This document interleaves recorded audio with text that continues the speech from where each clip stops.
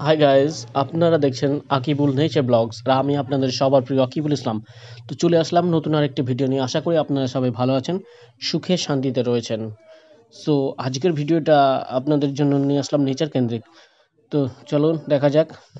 আর আমার চ্যানেলে যারা নতুন রয়েছে অবশ্য করেই বলবো তাদেরকে চ্যানেলটিকে সাবস্ক্রাইব করবেন এবং পাশের বেল আইকনটিকে বাজিয়ে দেবেন, যাতে পরবর্তী ভিডিও এরকম নেচার কেন্দ্রিক ভিডিওগুলো আপনাদের সামনে উপস্থাপন করতে পেরে আমি আনন্দ পাই। তো চলুন দেখা যাক। আমি চলে এসেছি নদীর ধারে সবুজ মাঠের দিকে, দেখতেই পাচ্ছ আপনারা ভিডিওর মাধ্যমে। তো চলুন সামনের দিকে চলো, দেখা যাক। এই দেখুন, এগুলো হচ্ছে ভুট্টা গাছ, বেশ ভালো পরিমাণে ভুট্টা হয়েছে। হুম তারপরে চলুন আগিয়ে যাওয়া যাক সামনের দিকে একটু।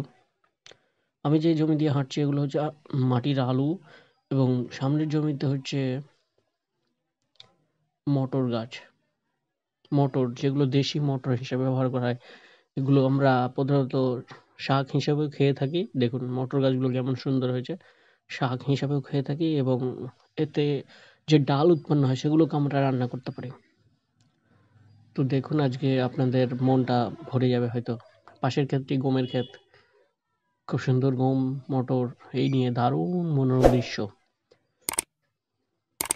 পুরোপুরি ভিডিওটি দেখতে থাকুন, কি সুন্দর মনোরম দৃশ্য আমি উপস্থাপন করতে পেরেছি কি আপনাদের সামনে, সেটি একটু দেখুন। তো যাই হোক, ভালো থাকবেন আপনারা, আশা করছি এই শুভকামনায় জানাই। দেখুন আইগুলো কেমন, সরিষা কেমন হয়েছে।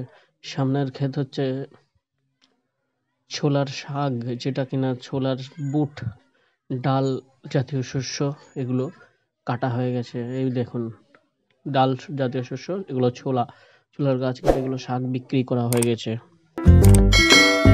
তো কেমন লাগলো কমেন্টস করে জানাবে ভিডিওটি। ভালো লাগলে অবশ্যই লাইক করবে, শেয়ার করবে। আর চ্যানেলে এই দেখুন লাউ গাছ লাগিয়েছি নদীর ধারে, বড় বড় লাউ গাছ হয়ে গেছে। তো আশা করি ভালো লাগলে ভিডিওটি শেয়ার করবে, লাইক করবে, কমেন্টস করবে, এই আশায় শুভকামনায় জানাচ্ছি। ভালো থাকবেন, সুখে থাকবেন, শান্তিতে থাকবেন। গুড বাই, খুদা হাফেজ।